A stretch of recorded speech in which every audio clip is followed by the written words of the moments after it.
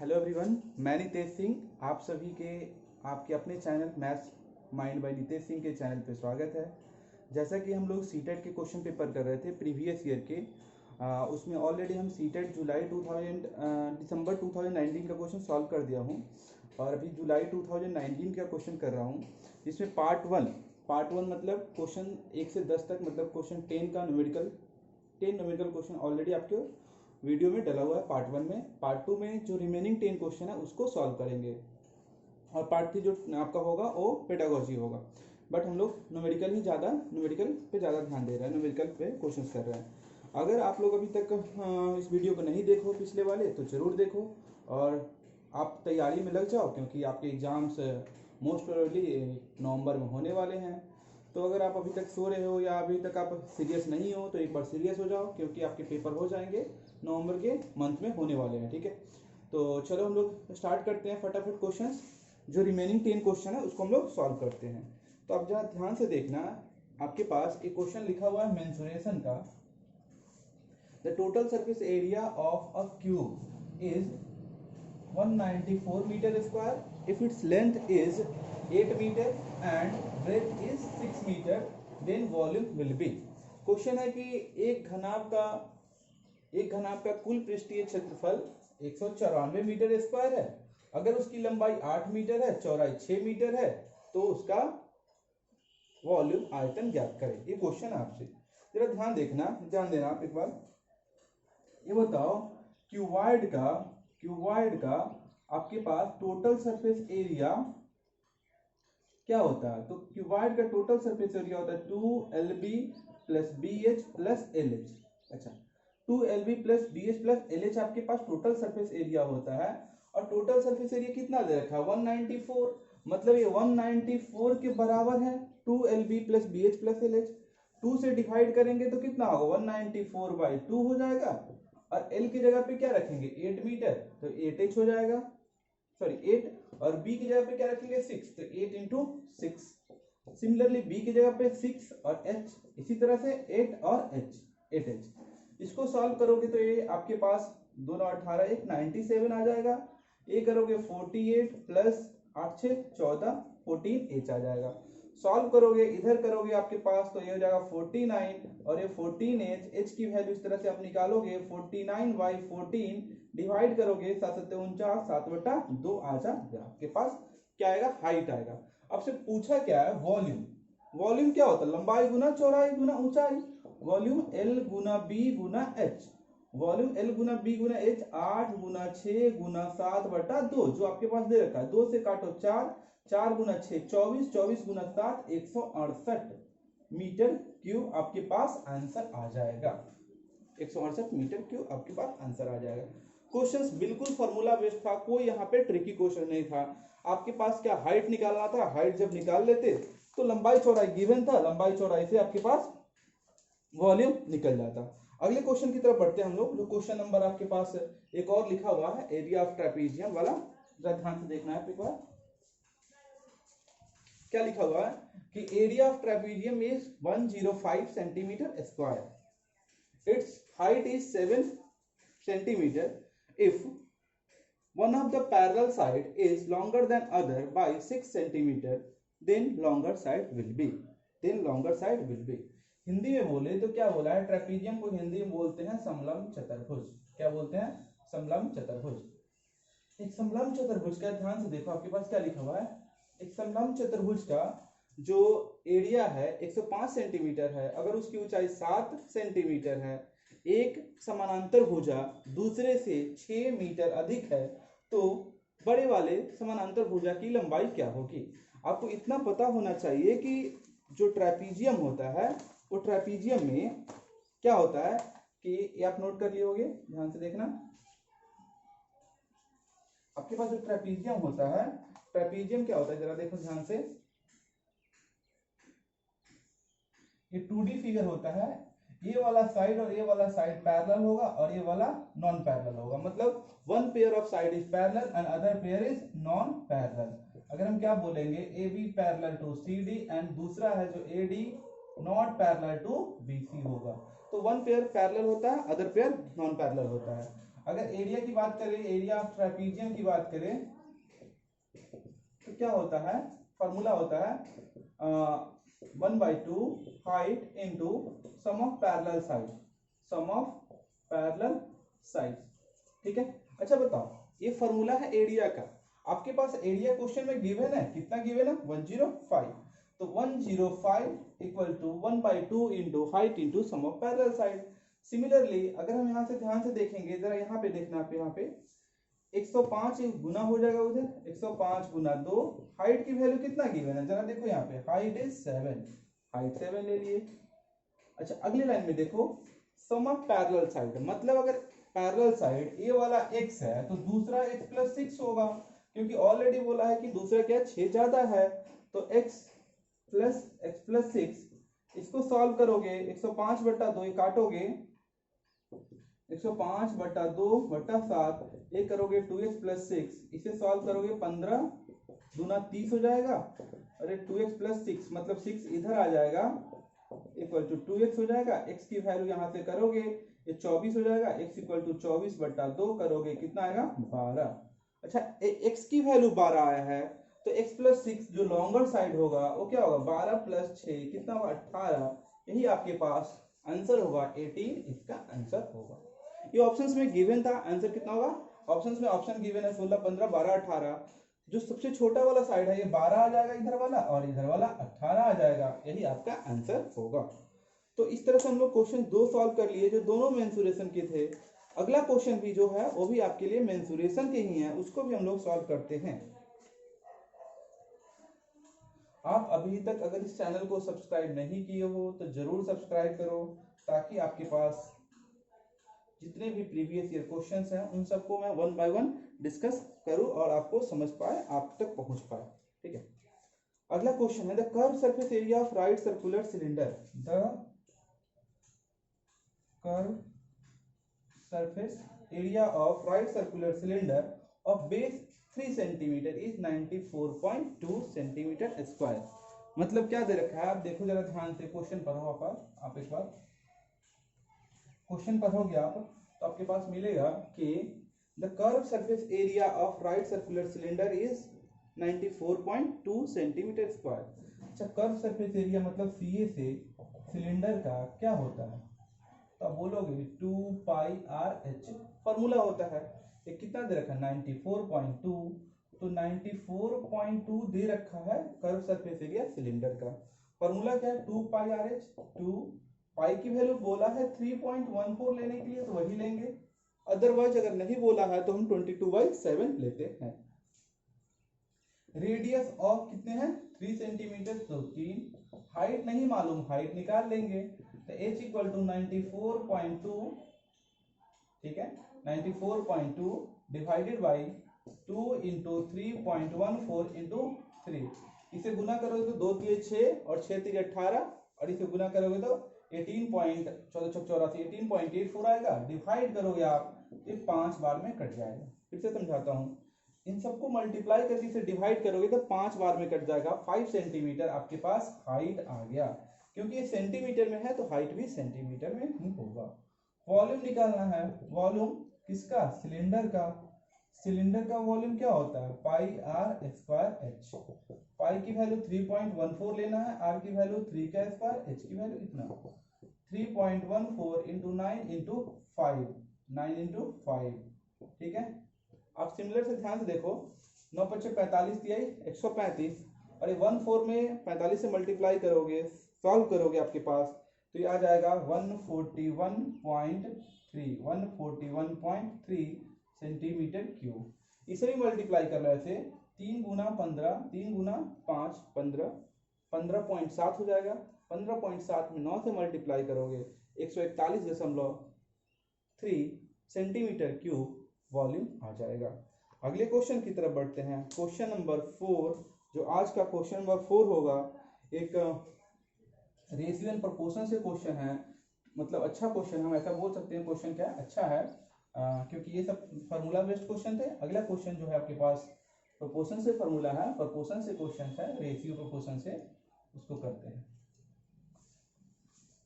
Channel को subscribe जरूर करना, सब्सक्राइब करना नहीं भूलना, ताकि आपके पास रेगुलर अपडेट आप तक जरूर पहुंच पाए। अगला क्वेश्चन है, if x is added to each of 14, 12, 34 and 30, the number so obtained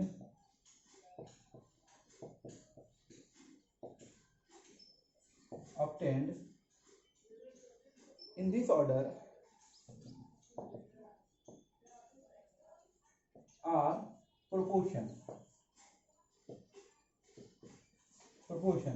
then what is the value of root under 12x plus 9, इसका वैल्यू ज्ञात करना है। ठीक है, क्वेश्चन बहुत अच्छा है। अगर आपके पास ऑप्शंस में लिख देता हूं, अगर आपके पास इसकी वैल्यू नहीं निकालनी होता, केवल x की वैल्यू निकालना होता, तो हम डायरेक्टली हीट एंड ट्रायल से इजीली कर लेते। बट यहाँ पे हीट एंड ट्रायल करने में थोड़ा सा क्या आपको समझना होगा, थोड़ा सा आपके पास दिमाग होना चाहिए था। बट हम नॉर्मल तरीके से आपको जरूर समझाएंगे। प्रोपोर्शंस क्या होता है पहले समझो। प्रोपोर्शंस ऐसा चीज होता है, मान लो मेरे पास 4 नंबर है, 6, 12, 18, 8 और 16। ठीक है, तो हम क्या कर सकते हैं, इसको लिख सकते हैं जैसे 6:12 है, यहाँ पे लिखा हुआ 8:16, 4 नंबर है, ये लिखेंगे 6/12, 8/16। इसे काटेंगे तो 1/2 मिलेगा, इसे भी काटेंगे तो 1/2 ही मिलेगा। अब एक चीज ध्यान से देखो, इन दोनों रेशियो को अगर हम कट कर रहे हैं तो वैल्यू जो मिल रहा है, जो न्यूमेरिकल वैल्यू मिल रहा है, दोनों में सेम है। इसीलिए इन चारों टर्म जो आपस में है वो क्या होगा, प्रोपोर्शंस में है। मतलब अगर कोई भी 4 term A B C D proportion है, तो हम ये बोल सकते हैं a/b = c/d होगा। अगर आपके पास चारों टर्म प्रोपोर्शंस में है तब प्रोपोर्शंस का साइन इस तरह से आता है। ठीक है, तो सिमिलरली आपके पास क्या बोल रहा है कि चारों नंबर आपस में प्रोपोर्शंस में होंगे कब, जब x में क्या जोड़ दिया जाए, that is 14 + x divided by 12 + x = 34 + x divided by 30 + x। ध्यान से देखना, अब मुझे x की वैल्यू निकालना है तो हम डायरेक्टली क्रॉस मल्टीप्लाई कर देंगे। जब क्रॉस मल्टीप्लाई करेंगे तो जरा देखो, इसको क्रॉस मल्टीप्लाई करोगे तो 14 × 42 420x, इसको मल्टीप्लाई करोगे 30x, इसको मल्टीप्लाई करेंगे तो 14x, मतलब 30 और 14 कितना हो गया, 30 और 14 कितना हो गया, 44x। फिर से समझना, जब इस टर्म को इस टर्म से मल्टीप्लाई करोगे तो 14 × 42 420, इससे मल्टीप्लाई करोगे 14x, फिर इससे मल्टीप्लाई करोगे 30x, 14 और 30 44x, इससे मल्टीप्लाई करेंगे x²। अगला में चलते हैं, इससे इसको मल्टीप्लाई करेंगे तो 12 चौका 48, 4 बारह 36 और 4 40, 408 हो जाएगा। इसको मल्टीप्लाई करेंगे 12x और इसको मल्टीप्लाई करेंगे 34x, 34 और 12 46x, और इसको मल्टीप्लाई करेंगे x² कैंसिल आउट हो गया। इसको उस साइड लेके चले जाएंगे तो 2x हो जाएगा, इसको इस साइड लेके आएंगे तो 12 होगा, x की वैल्यू क्या होगा, 6 होगा। यही x की वैल्यू यहाँ पे पुट कर दो और कुछ भी नहीं करना, तो √12 × 6 + 9, 12 × 72 और 9 × 81, आंसर करोगे 9 आपका आंसर है। बिल्कुल आसान तरीके हैं, कोई डिफिकल्ट तरीका कुछ भी नहीं है, इसीलिए हमने बहुत आसानी से आपको समझा दिया। होप्स आपको समझ में आया होगा। अगले क्वेश्चन की तरफ बढ़ते हैं। जो अगला क्वेश्चन आपके लिए है उसको हम लोग आगे लेकर चलते हैं। जरा देखो आप ध्यान से। तो अभी तक हम कितने क्वेश्चन डिस्कस कर लिए, 4 क्वेश्चन डिस्कस कर लिए। 5वां क्वेश्चन देखो आपके पास,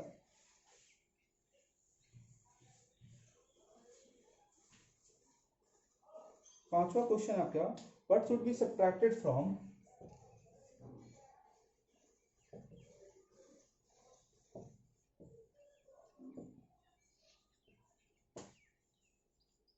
what should be subtracted from 5y minus 13x, ठीक है, minus 8a to obtain 11x minus 16y plus 7a plus 7a। आपको क्या पूछा जा रहा है कि इसमें what should be subtracted from, इसमें से क्या घटा दिया जाए ताकि मुझे a मिल जाए। मतलब 5y minus 13x minus 8a में क्या घटाया जाए, हम मान लेते हैं m घटा दिया जाए, तो मुझे क्या मिलना चाहिए 11x minus 16y minus plus 7a। ये बताओ m की वैल्यू निकालना है, जब m उस साइड चला जाएगा तो ये सारे इस साइड आएंगे, 5y minus 13x minus 8a इस साइड आएगा माइनस 11x प्लस 16y और माइनस का 7a। जरा ध्यान से देखते चलना। ये बताओ x को हम पहले कर लेते हैं क्योंकि x के टर्म में ही सारे ऑप्शंस पहले दे रखे हैं, ठीक है। तो हम ऑप्शंस के अकॉर्डिंग चलते हैं। तो 13x और 11x कितना होगा, माइनस का 24x, 5 और 16 प्लस का 21y, 8 और 7 15 माइनस का 15a। m की वैल्यू मिल गया, यही आपका आंसर है। ये क्वेश्चन था क्या घटाया जाए ताकि मुझे ये वाला रिजल्ट मिले। अगले क्वेश्चन की तरफ बढ़ते हैं। नेक्स्ट क्वेश्चन है आपका, अगर आपको ऐसा लग रहा हो कि हम स्पीड में चल रहे हैं तो आप वीडियो को पॉज करके भी देख सकते हो, और साथ ही साथ अपने दोस्तों के बीच में जितने भी सीटेड विद्यार्थी हैं उसके बीच में जरूर शेयर करो ताकि आप लोग का एक ग्रुप बन पाए। और आपको अगर कोई भी डाउट्स हो, किसी टाइप का प्रॉब्लम हो, तो आप मेरे नंबर पे, जो उस नंबर पे दिया होगा, उस पर कॉल या मैसेज करके, मतलब व्हाट्सएप करके आप जरूर पूछ सकते हो, ठीक है। एनी टाइप का डाउट्स हो आपके पास किसी टाइप के लिए तो आप जरूर पूछ सकते हो। होप सो आपको समझ में आ रहा होगा। नेक्स्ट क्वेश्चन करते हैं। ये बहुत ही अच्छा क्वेश्चन है, अभी जो मैं कराऊंगा आपको ज्योमेट्री का क्वेश्चन है। ज्योमेट्री का कंसेप्ट आपको अगर है ट्रायंगल का तो आप इजीली करोगे, अदरवाइज आपसे नहीं हो पाएगा। क्वेश्चन आपके पास 6 है। One side of A triangle is 5 centimetre,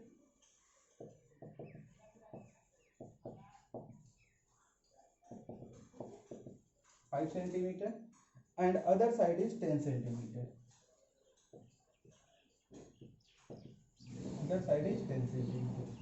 त्रिभुज की एक भुजा 5 सेंटीमीटर है और दूसरा भुजा 10 सेंटीमीटर है। एंड इट्स पेरीमीटर, पेरीमीटर मतलब परिमाप, अगर उसका पेरीमीटर परिमाप p सेंटीमीटर है, then where p is an integer, ये आपके पास दे रखा है where p is an integer। Integer मतलब पूर्णांक, ये समझ में आना चाहिए। इंटीजर पूर्णांक हो जो डेसिमल में नहीं होना चाहिए, कंप्लीट वैल्यू होना चाहिए। Then least and greatest possible value of p will be, then least and greatest possible value of P will be। First option है आपके पास 20 and 28, 20 and 28। सेकेंड ऑप्शन है 20 and 29। थर्ड ऑप्शन है 22 and 27। And fourth option आपके पास 19 and 29। ठीक है, चलो इसको सॉल्व करते हैं। बहुत ही अच्छा क्वेश्चन है। क्वेश्चन क्या, ध्यान से समझना। त्रिभुज की 3 भुजाएं होते हैं, आपको पता है। उसमें से एक भुजा 5 सेंटीमीटर है, दूसरा भुजा 10 सेंटीमीटर है और उसका परिमाप p है। तो तीसरी भुजा की सबसे छोटी और सबसे बड़ी वैल्यू क्या हो सकती है? सबसे छोटी और सबसे बड़ी वैल्यू क्या हो सकती है? सबसे पहले आपको ये समझ में आना चाहिए थ्योरेटिकल कि त्रिभुज बनने की कंडीशन क्या है। What is the condition to form a triangle?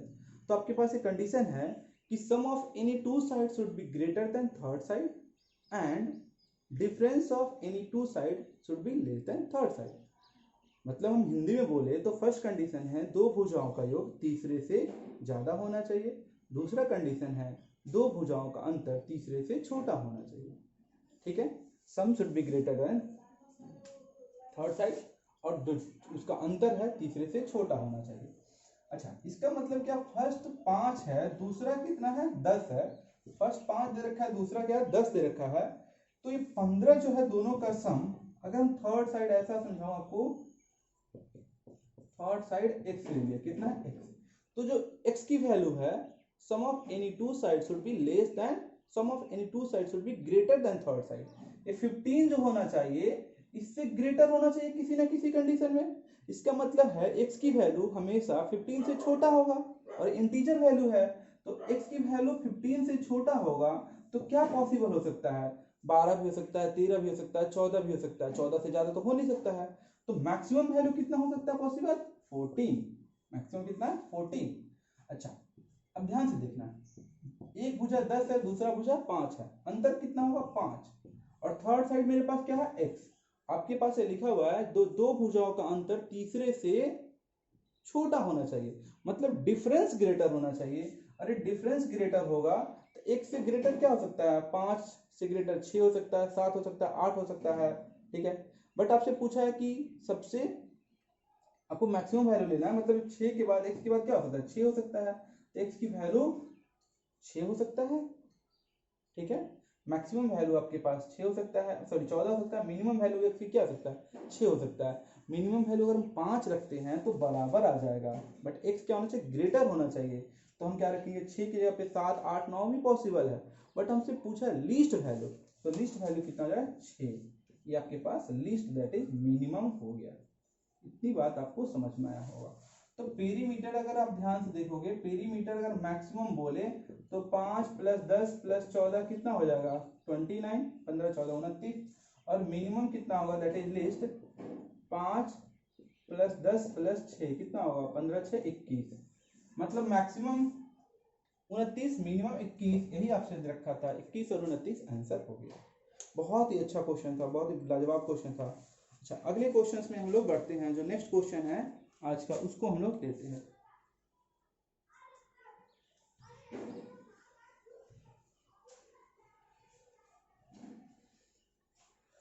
Hope so आप सभी को समझ में आ रहा होगा। अगर किसी को कोई डाउट्स है तो प्लीज आप डाउट अपने कमेंट सेक्शन में जरूर पूछें हमसे। अगर डाउट है तो कमेंट सेक्शन में जरूर पूछें।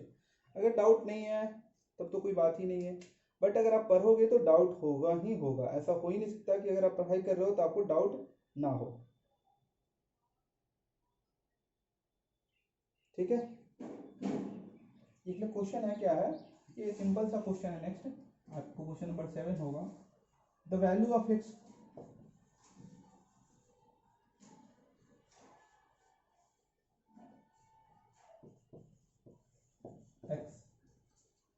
which satisfy the equation, which satisfy the equation आपके पास गिवन है, 5 इक्वेशन गिवन है। First equation which satisfy the equation 10x + 6 + 8x - 3 = 5, 5x - 4 also satisfy the equation. 4 option दे रखा है, कौन किसको सेटिस्फाई करेगा? 3 × 3x - 5 = 2x + 1। बी ऑप्शन दे रखा है 2 × x + 3, 5 × x - 5 + 4। और थर्ड ऑप्शन दे रखा है 5 × x - 5 3 + 5। अच्छा, जो फोर्थ ऑप्शन है डी 5 × x - 3 और x + 5, ठीक है। बहुत ही आसान तरीके से मैं आपको समझाऊंगा। सबसे पहले क्या लिखा था? वैल्यू ऑफ x को satisfy the equation this also satisfy the equation this. मतलब इसमें जो x की वैल्यू आएगा, क्या इसमें से किसको सेटिस्फाई करेगा? तो सबसे पहले तो ये देखो कि x की वैल्यू ऊपर वाले से निकाल लेते हैं। x की वैल्यू अगर ऊपर वाले से निकालना चाहते हैं तो ये 10x हो जाएगा, मल्टीप्लाई करने के बाद ये 60 हो जाएगा। इधर करोगे प्लस का 8x माइनस का 24 इक्वल टू 25x माइनस का 20, 25x माइनस का 20। जरा ध्यान से देखते चलना, 10 और 8 कितने होंगे? 10 और 18, ठीक है। और 60 में से 24 घटाओगे तो कितने होगा? 36। मतलब 18 x हो जाएगा, 36 होगा, 25x हो जाएगा माइनस का 20। उधर चला जाएगा तो कितना होगा? 7x। इधर करेगा तो कितना होगा? 56। x की वैल्यू कितना आएगा? 8। मतलब 8 इसमें हम किस में रखेंगे ताकि LHS = RHS हो जाए। अब मेरे पास सबसे आसान तो यही दिख रहा है, तो पहले इसी को चेक कर लेते हैं, नीचे से ही चलते हैं। x की वैल्यू अगर 8 रखते हैं इसमें, जरा देखना, तो 8 में से 3 चला जाएगा 5, यहाँ करोगे 8 प्लस 5, ये 5 25 आ रहा है, 8 5 13, ये नहीं हो रहा है सेटिस्फाई, इसको कैंसिल हो गया। अगर हम थर्ड ऑप्शन को चेक करें, कुछ भी नहीं करना है, एक्स की वैल्यू पुट करके चेक करना है। थर्ड ऑप्शन को चेक करें, 5, एक्स का वैल्यू 8 माइनस 5 प्लस 2, एक्स का वैल्यू 8 माइनस 3, 8 में से 5 गया 3, 5 3 15, और ये करेंगे 8 में से 3 गई 5 दूना 10, कितना हो गया? अच्छा, साथ में प्लस 5 भी है, ठीक है। तो ये करोगे तो 15 equal to 15, that is LHS equal to RHS, LHS equal to RHS आ गया तो सेटिस्फाई कर गया, और इन दोनों में से किसी और में से सेटिस्फाई नहीं करेगा, इसलिए आंसर क्या हो जाएगा? सी आपका आंसर हो जाएगा। होप सो आपको ये समझ में आ गया होगा। अगले क्वेश्चन की तरफ बढ़ते हैं। जो अगला क्वेश्चन आपके पास जो है, आपके पास अभी एक मीडियन का क्वेश्चन है, मीन मीडियन का, उसके बाद एक प्रोबेबिलिटी का क्वेश्चन है। उन दोनों क्वेश्चंस को हम लोग करते हैं।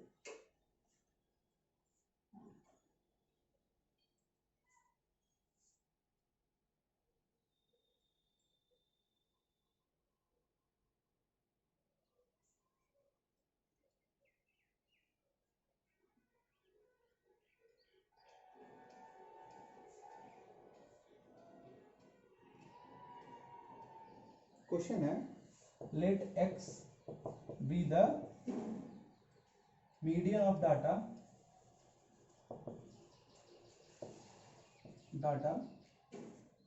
13, 8 15 14, 8 15 14 17 9, 14 16, ठीक है, 13 17 14, 13 17 14 15 16 15 14, ठीक है। इसमें दे रखा है कि इफ 8 इज, क्वेश्चन पूरा लिखा है, if 8 is replaced by 18, 8 is replaced by 18, then median will be y, median will be y, then sum of x plus y is, sum of x plus y is, ये question आपसे पूछा गया है, ठीक है। तो सबसे पहले आप देखो कि इसमें कितने डाटा हैं और इसकी मीडियन कितने हैं। इसकी मीडियन क्या है? x है, ठीक है। जो ऊपर वाला डाटा दे रखा है उसका मीडियन x है। अगर हम 8 को 18 से रिप्लेस कर दे तो मीडियन y हो जाता है। तो x प्लस वाई का सम क्या होगा? तो सबसे पहले देखो ऊपर वाला कितना डाटा है, तो 1 2 3 2 5 2 7 2 9 2 11 और 4 15 है। मीडियन निकालने के लिए सबसे बेस्ट तरीका है दिए हुए डाटा को इंक्रीजिंग या डिक्रीजिंग ऑर्डर में पहले लिख दो। दिए हुए डाटा को इंक्रीजिंग या डिक्रीजिंग ऑर्डर में लिख दो। तो सबसे पहले अगर हम इंक्रीजिंग या डिक्रीजिंग ऑर्डर में दिए हुए डाटा को लिखते हैं तो आपको क्या होगा, जरा देखो। तो सबसे पहले देखोगे तो 8 आया है, 8 आया है। उसके बाद देखो क्या है, 9 आया है। इंक्रीजिंग ऑर्डर में लिख रहे हैं, 8 है 9 है। 13 दो दो बार है तो 13 दो दो बार लिखोगे। 14 आप देखोगे 1 2 3 4, 4 बार है, 4 बार लिख दिए। फिर आपके पास देखोगे जरा कितने हो गए, 2 2 4 और 4 8 हो गए। फिर 14 के बाद 15 देखो कितने बार है, तो 1 बार, आपके पास 2 बार और 3 बार, ये तीनों बार लिख दो। फिर 15 के बाद क्या आएगा, 16 आएगा। 16 कितने बार है, जरा 1 और 2। क्या 17 है, 1 और 2, 17 17 काउंट करो कितना, 15 हो गया। 2 2 4 3 7 3 10 2 12 और 3 15। देखो अब यहाँ पर देखो हम क्या करेंगे, टोटल को डाटा को इंक्रीजिंग या डिक्रीजिंग ऑर्डर में लिख देना है। फिर क्या करना है, अगर डाटा ऑड है तो सिंपल सी बात है, 15 है तो 7 लेफ्ट कर लो 7 राइट कर लो। तो 3 और 3 6 और 1 7, ये वाला आपके पास इतना हो गया। 3 2 5 2 7 इधर हो गया। जो बीच वाला बचा वही आपका मीडियन हो गया। मतलब इस केस में मीडियन कितना हो गया, x की वैल्यू 14 हो गया। अगर आपके मन में आता sir number of data even होते 14 होता तो क्या होता, तो 7 सॉरी, तो आपके पास क्या कर लेते, 6 इधर कर लेते 6 इधर कर लेते, बीच में 2 बचता, उन दोनों को जोड़ के 2 से डिवाइड कर देते, वही आपका मीडियन होगा। अगर आपके पास 12 डाटा है तो 5 राइट 5 लेफ्ट, बीच में 2 डाटा बचेंगे, दोनों को जोड़ के 2 से डिवाइड कर लेना। अगले लाइन में क्या है, 8 को हटाकर 18 से रिप्लेस कर दिया जाए, 8 हटा दिया जाएगा तो 18 कहीं इधर आ जाएगा, ठीक है। तो आपको फिर वही करना, डाटा नंबर ऑफ डाटा तो 15 ही होगा, तो 3 3 6 और 1 7, मतलब यहां से ऐसे हो जाता, फिर करते 3 2 5 2 7, ठीक है, सॉरी 2 2 4 2 6 और 1 7।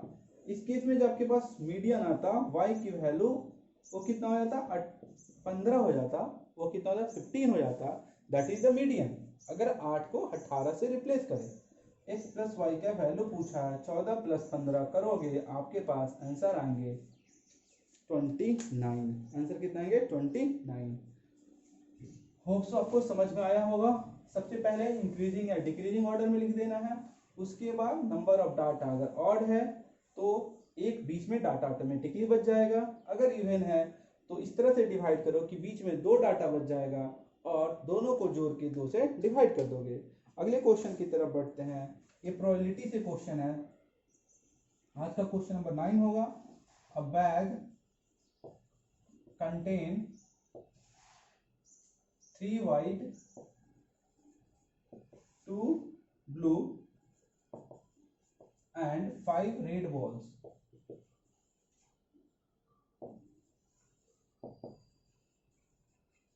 One ball is drawn at random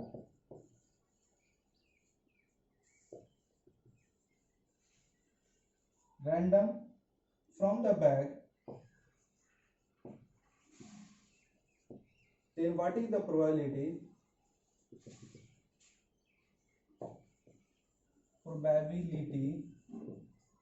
that ball is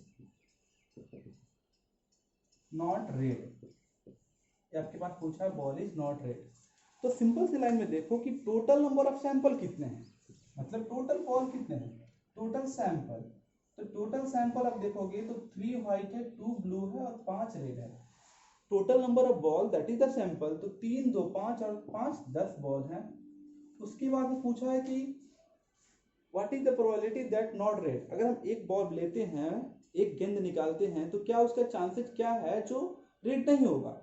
तो आपको एक सिंपल से लाइन में समझाऊं कि तो देखो जरा, रेड नहीं होगा मतलब क्या है, या तो व्हाइट हो सकता है या तो ब्लू हो सकता है। अगर व्हाइट और ब्लू की देख ले कि व्हाइट और ब्लू का प्रोबेबिलिटी कितने हैं, तो उन दोनों का 5 है, ये वाला 3 और ये 2, 5 5/10 कर दे, 1/2 आपके पास प्रोबेबिलिटी है कि या तो रेड हो सकता है या तो व्हाइट हो सकता है। तो नॉट सॉरी रेड हो सकता है, सॉरी व्हाइट हो सकता है या ब्लू हो सकता है। आपसे नॉट रेड पूछा है, नॉट रेड पूछा है, मतलब टोटल प्रोबेबिलिटी तो आपको जानते हो 1 हो गया, तो नॉट रेड हम कर सकते हैं 1 - 1/2, ये 1/2 आ जाएगा। या सेकंड तो दूसरे तरीके समझोगे, प्रोबेबिलिटी ऑफ रेड अगर पूछे रेड बॉल का, तो 5/10 हो जाएगा, 1/2 हो जाता। अगर रेड का प्रोबेबिलिटी 1/2 है, तो नॉट रेड का प्रोबेबिलिटी कितना होगा, सिमिलरली 1 में से 1/2 घटा दो, 1/2 ही आएगा, दैट इज द आंसर। ये वाला आपके पास आंसर था। ये क्वेश्चन है आपका सिमेट्री से, जो आज के लिए लास्ट क्वेश्चन होगा। सबसे पहले सिमेट्री होता क्या है, इस चीज को समझना है। इसके लिए हम ऐसा करेंगे, एक वीडियो बना लेंगे छोटे से टाइम में, बट फिर भी एक समझा देते हैं सिमेट्री क्या होता है। जैसे मान लो मेरे पास एक स्क्वायर है, ठीक है, स्क्वायर को हम कितने तरीके से मोड़े ताकि उसमें मतलब उसका ऊपर वाला पार्ट टॉप बॉटम को कवर कर ले और लेफ्ट राइट को कवर कर ले। तो ऐसे अगर हम फोल्ड करेंगे इस लाइन के अकॉर्डिंग, तब भी ये फोल्ड करेगा, मतलब कवर कर लेगा। इस लाइन के अकॉर्डिंग भी हो सकता है, इस लाइन के अकॉर्डिंग भी हो सकता है और इस लाइन के अकॉर्डिंग भी हो सकता है। मतलब क्या हुआ कि अगर कोई रेगुलर फिगर होगा और उसमें n साइड है, तो नंबर ऑफ जो सिमेट्री होगा n ही होगा। तो यही क्वेश्चन है, इसी क्वेश्चन को हम लोग करते हैं। ये क्वेश्चन है आपके पास,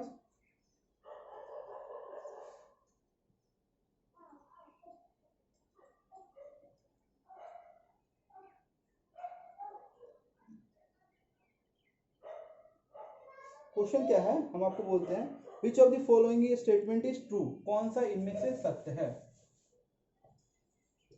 विच इज ट्रू, कौन सा सत्य है। फर्स्ट ऑप्शन है a regular polygon of 10 sides has 10 line of symmetry, has 10 lines of symmetry। आपसे पूछा इसमें से कौन सा ट्रू है, तो जो सबसे फर्स्ट ऑप्शन है क्या है, रेगुलर पॉलीगन है, 10 साइड है, 10 लाइंस ऑफ सिमेट्री। ऑलरेडी हम आपको समझा रहे हैं, any polygon, any regular polygon, regular मतलब उसके साइड्स क्या होंगे, इक्वल होंगे। As for example square, as for example equilateral triangle, as for example regular pentagon.